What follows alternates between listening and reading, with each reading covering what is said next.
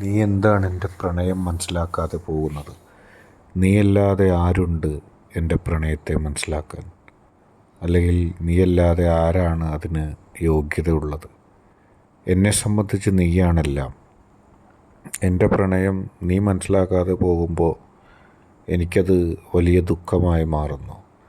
ഞാൻ ആഗ്രഹിക്കുന്നത് നീ മാത്രം എൻ്റെ പ്രണയം മനസ്സിലാക്കാനാണ്. എന്നിട്ടും നീ എന്നെ മനസ്സിലാക്കുന്നില്ല. നീ അറിയുന്നില്ല എൻ്റെ പ്രണയം. എന്നെ മനസ്സിലാക്കാൻ എന്തുകൊണ്ട് നിനക്ക് സാധിക്കുന്നില്ല?